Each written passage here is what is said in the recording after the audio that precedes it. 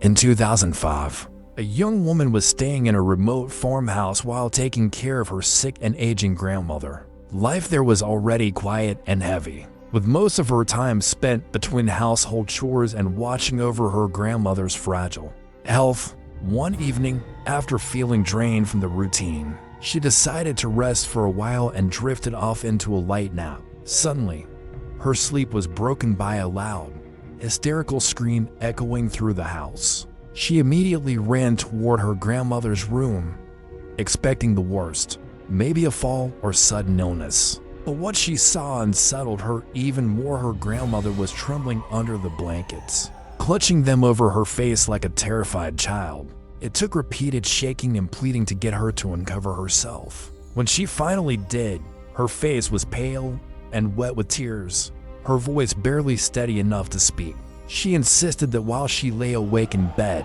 a tall red figure appeared near the door, standing in silence, watching her. She described it as something so vivid and undeniable that she was certain it wasn't her imagination. Her words were chilling. It was him. It was Satan. What made the encounter even harder to dismiss was her grandmother's history. She was clear-minded, never had hallucinations, and had never spoken of anything supernatural before. For the rest of the night, both women sat in silence, too shaken to sleep, replaying the thought that something unexplainable had entered their home. A 67-year-old retired teacher arrived at the hospital with a strange complaint that frightened both her and her family. She claimed she had been seeing distorted faces floating in front of her, hovering silently and staring back at her as if they were alive. She was quick to clarify that she wasn't losing her mind. Her thoughts were clear, her memory sharp, and she had never experienced anything like this before. The faces were not ordinary. They were twisted, unsettling, with oversized teeth, ears, and eyes. Their shape stretched horizontally, almost like a football. She even drew a picture to describe what she saw, and her sketch matched her terrifying description perfectly. At first, her family thought she might be imagining things or having some sort of mental breakdown, but she insisted these visions were real and constant. In fact, the hallucinations had become so persistent that the family grew desperate and even considered calling a priest to perform an exorcism.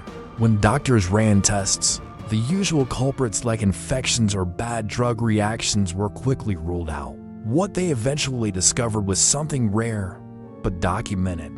She was suffering from Charles Bonnet syndrome, a condition that affects people with vision problems, causing them to see vivid but unreal images. These hallucinations were purely visual, with no sounds or voices attached, which explained why her mind remained sharp. Even with the diagnosis, the faces didn't stop haunting her, leaving her to live in the unsettling shadow of her own imagination made visible. In 1995, a man named Tomakata was grieving the recent loss of his mother to cancer, a loss that broke him completely. For days after her passing, he shut himself away in his bedroom, refusing to eat or see anyone. The silence of the room became his companion, and the weight of grief made every hour feel endless. One night, after finally drifting into an uneasy sleep, he woke to the sound of the wooden floorboards creaking, the kind of slow, deliberate pressure that comes when someone is walking across them. His heart began to race as he looked toward the doorway, and what he saw made him scream so loudly that the neighbors eventually called the police. Standing there, in the dim light, was his mother, the same posture, the same gentle presence he had known all his life, silently watching him. For a moment, he thought it had to be real. She looked solid, alive, as if nothing had ever happened. But as he cried out in terror, she didn't move, and then she vanished just as suddenly as she had appeared. When officers and doctors checked on him, they found no sign of delusion, no mental illness, and nothing physical that would explain a hallucination of this intensity. To this day, the encounter remains a mystery. Whether it was his grief creating a vision or something unexplainable stepping into reality. Toma never saw his mother again, but that single night left him convinced that the dead do not always stay gone. When I was a child, I lived alone with my single mother. and part of our nightly routine was her checking on me whenever she got up to use the bathroom. It became so normal that I never questioned it. But one night, something happened that I've never been able to explain. I woke up in the middle of the night, convinced I had heard a faint noise coming from my closet. As my eyes adjusted in the dark, I saw my mom standing at the foot of my bed. She gave me a small, playful wave and softly told me to go back to sleep. Relieved, I smiled and relaxed. But then, instead of leaving the room, she walked over to the closet, pulled the door until it was almost closed, and positioned herself behind it. I could see one of her eyes peeking through the narrow crack in the door, staring at me.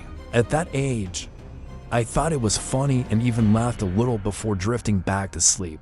The next morning, while eating breakfast, I casually asked her why she had been hiding in my closet. She froze, her expression instantly shifting from puzzled to deeply concerned.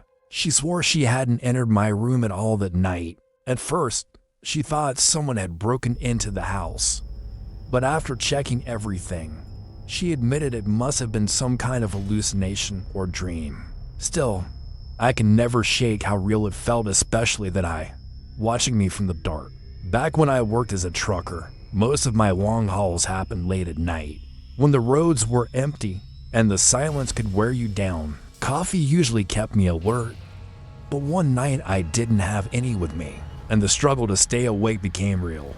My eyelids felt heavy, and a few times I caught myself drifting, only realizing it when the truck began to veer toward the shoulder. I forced myself to stay focused, gripping the wheel tighter, when suddenly I saw something that jolted me wide awake. Just ahead, standing directly in my lane, was a tall black figure. It looked solid, like a person, though I couldn't make out any details. Instinct took over. I swerved hard, barely avoiding what I thought was certain impact. My heart pounded as I brought the truck to a complete stop on the side of the road. Breathing heavily, I glanced into my side mirror. The figure was still there, standing perfectly still in the middle of the road.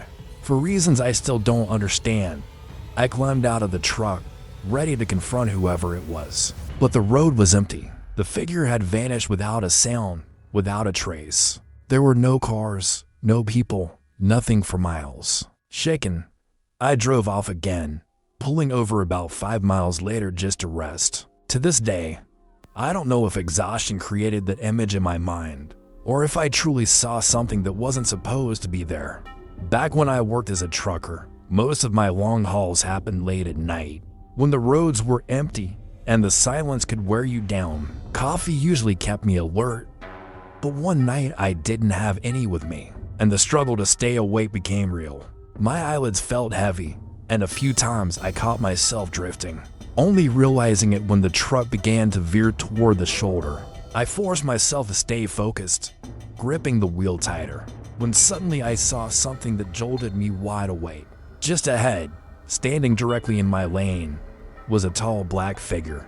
It looked solid, like a person, though I couldn't make out any details. Instinct took over. I swerved hard, barely avoiding what I thought was certain impact. My heart pounded as I brought the truck to a complete stop on the side of the road. Breathing heavily, I glanced into my side mirror. The figure was still there, standing perfectly still in the middle of the road.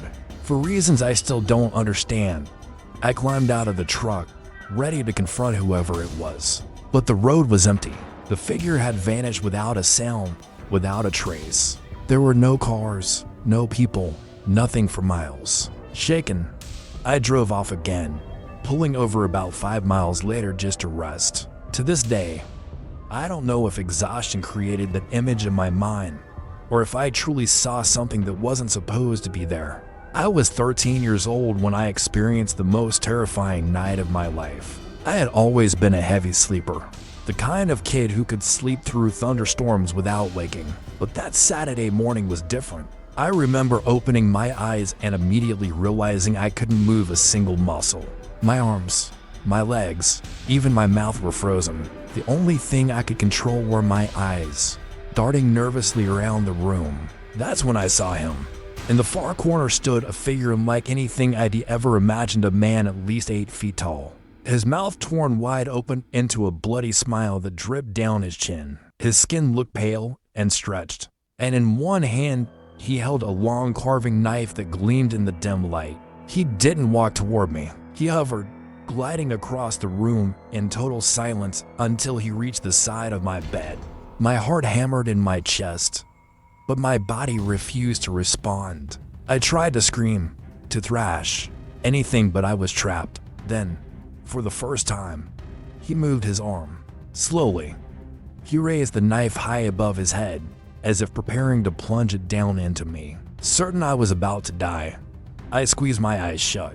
Seconds ticked by, but nothing happened. When I opened them again, he was gone, and suddenly I could move. Shaking, I ran to my parents, who explained it was sleep paralysis. Even now, I still see his smile in my nightmares. Being a single mother meant I was always exhausted, constantly juggling the jobs while making sure my 3-year-old son was cared for. On most nights, I hired a sitter. But the hardest part was always the long drive home from my second job. The highway I took was pitch dark, with no streetlights and barely any traffic. More than once, I had felt myself starting to drift off at the wheel. One night, as I fought to stay awake, pinching my arm and shaking my head to focus, I suddenly heard something that made my blood run cold, a giggle from the back seat. My son's giggle. My heart jumped, and when I glanced into the rearview mirror, I saw him sitting there, smiling at me, like he'd been with me the whole time. I panicked and slammed on the brakes, whipping around to the back seat, but it was empty. No car seat, no child, nothing. My phone buzzed seconds later, breaking the silence. It was the sitter. Her voice was frantic. My son had just fallen down the stairs and broken his ankle. I sat frozen on the side of the road, unable to process what had just happened. To this day, I can't convince myself it was only exhaustion. I believe I truly saw him, some part of him reaching out to me in that moment, warning me that he was hurt. And after that night, I never doubted that mothers really do have a sixth sense when it comes to their children. I live out in the country, not completely isolated, but surrounded by stretches of woods in every direction. Nights were usually quiet, but one evening, just past midnight, I heard something that froze me in place, a scream echoing from the trees. It wasn't an animal. It sounded human, sharp, and terrified. Against my better judgment, I grabbed a flashlight and stepped into the backyard, aiming the beam between the trees. For a few seconds, there was nothing but shadows and branches swaying in the wind. Then the light landed on something that made my stomach drop. Standing among the trees was a figure at least twice my height, and possibly tall and thin, with a long trunk-like appendage hanging from its face all the way to its waist. It didn't move like a person. Its body swayed in stiff, unnatural motions as it stepped toward me. The only color I could see was pure black, as if no light touched it at all. My body locked up, every instinct screaming at me to run, but somehow I managed to stumble backward toward the house without turning away. I slid the glass door shut, my eyes still fixed on the shape in the trees, but in that split second, it was gone. No footsteps, no sound, nothing. I told myself later that exhaustion or my imagination must have played tricks on me. But deep down, I know what I saw, and ever since, I've never stepped outside after dark without remembering that thing in the woods. Years ago, my family took a vacation to a quiet resort tucked away in rural Pennsylvania. It was mostly for adults, so there weren't many kids or teenagers around, which left me and my brothers bored most of the time. One afternoon, while wandering near the main lodge, I happened to glance up at a second-story window and noticed a girl about my age staring down at me. From a distance, she looked pretty, so I gave her a little wave, but she didn't react at all. Later that same day, while sitting on the swings at the empty playground, I saw her again, this time standing near the tree line. She was motionless, just staring at me. Curious, I got up and started walking toward her. But the closer I came, the more wrong she looked. Her face wasn't what I thought I'd seen before. Her features seemed off, her eyes and mouth giving her an unsettling expression I couldn't explain. Before I could reach her, she suddenly turned and bolted straight into the woods, running unnaturally fast. Disturbed, I stopped where I was and went back to my family. I never saw her again during our stay, but on the long drive home, hours away from the resort, my blood ran cold.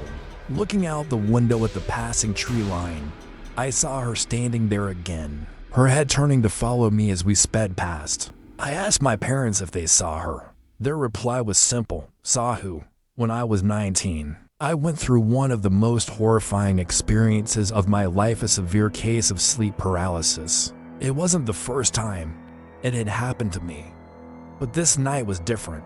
I woke up just as the early sunlight slipped through the blinds, only to realize my body was completely frozen. My chest felt heavy, and the only thing I could move were my eyes. That's when I noticed her. A little girl was standing against the wall, staring directly at me. Her eyes weren't normal, they were nothing but black voids. I wanted to scream, to leap out of bed, but I couldn't. She began walking toward me, each step exaggerated, stretching her legs impossibly far as if her body didn't obey normal rules. When she reached my bedside, she suddenly lunged forward, her small hands wrapping tightly around my throat. The pressure was real, I couldn't breathe. My vision blurred as panic took over, and I truly believed I was about to die, helpless and pinned by something I couldn't fight. Then, without warning, my arms jerked upward on their own, and I gasped awake. She was gone, and I could finally move, but my throat ached like I'd actually been strangled. Many people dismiss sleep paralysis as the brain tricking you while caught between sleep and waking, but those who have lived through it know the difference. The fear is too sharp, the sensations too real. To this day, I don't remember it as a dream. I remember it as the night something evil climbed out of the dark and tried to kill me.